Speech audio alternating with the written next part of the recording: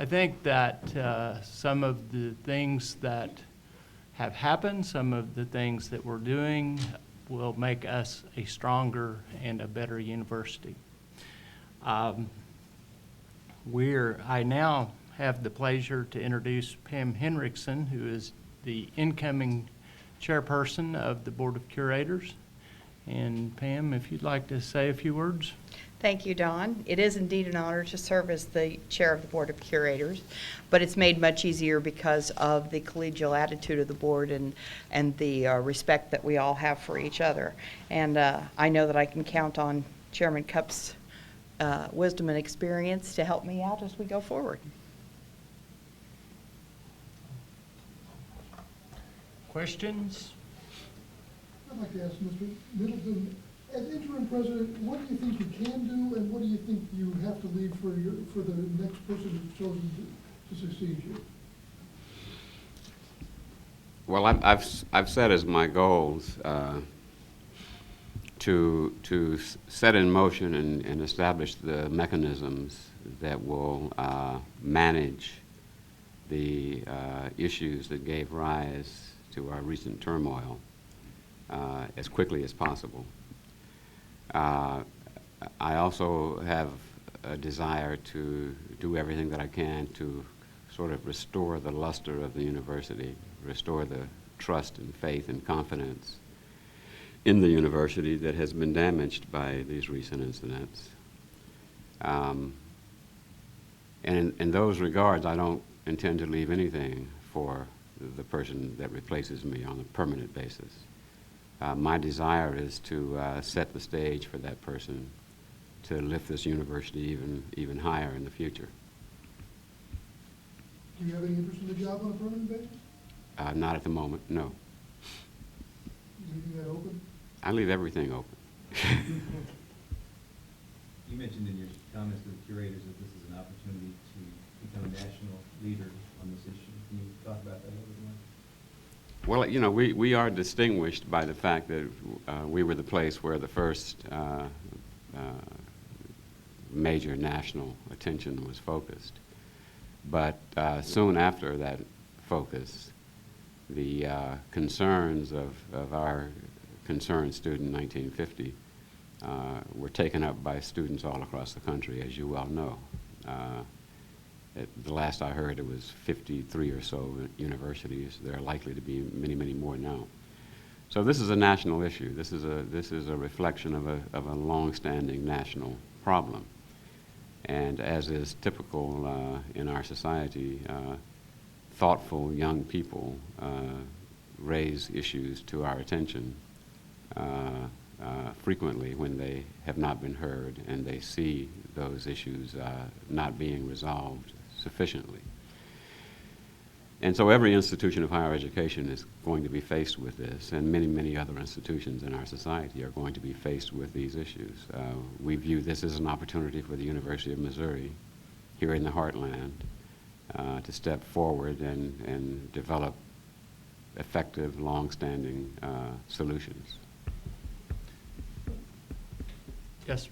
Oh, I was going to say, one of the curators during the meeting said that he hopes the inclusion and diversity progress is as successful as the progress that you've made on Title IX. What does that success look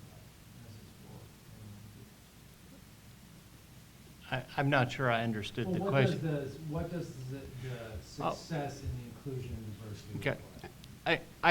I would interpret that, and I probably shouldn't speak for other curators, but I would interpret that, you know, we 2 years ago took the Title IX issue, and we believe we're one of the national leaders on Title IX processes and procedures and education. And what we are hoping to do is that we take inclusion and along with the Title IX issues, to be a nationwide leader in that also. I'd like, go ahead. Yeah, I'd like to add something if I can, with all due respect. I think people view the reaction of the University of Missouri system to the Title IX explosion that all universities experienced a few years ago.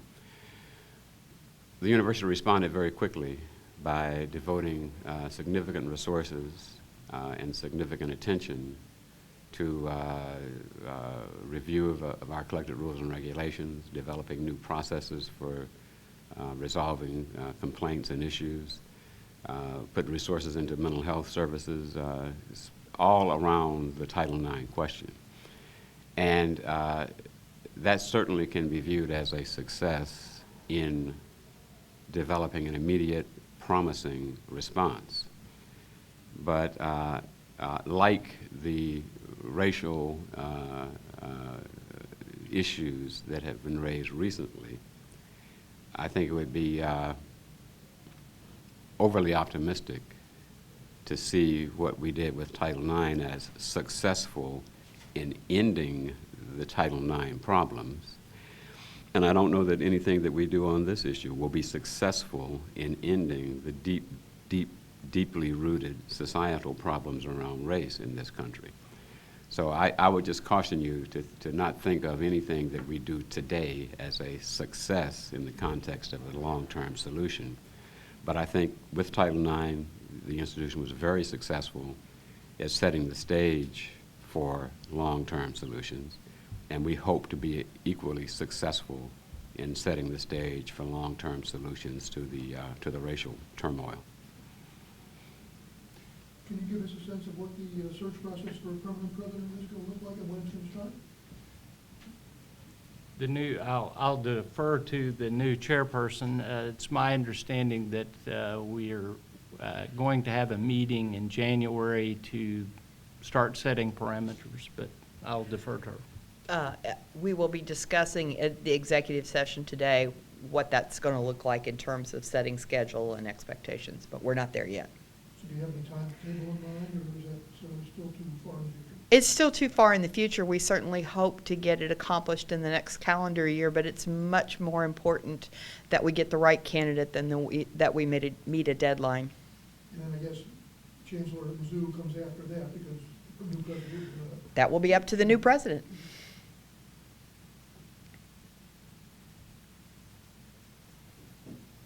Perhaps, I guess from Ms. Moran's panel discussion, was there anything in particular that stood out in your mind in terms of things the campuses are doing well or what they need to improve in those areas?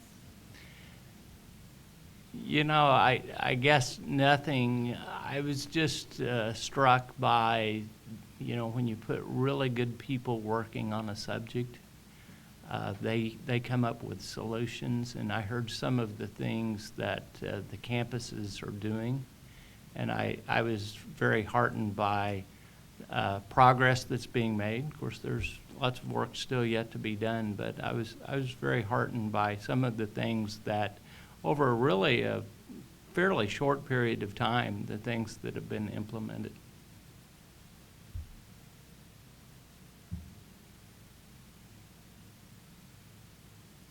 More questions? And on the phone? Okay. Thank you very much. Thank you. Thank you.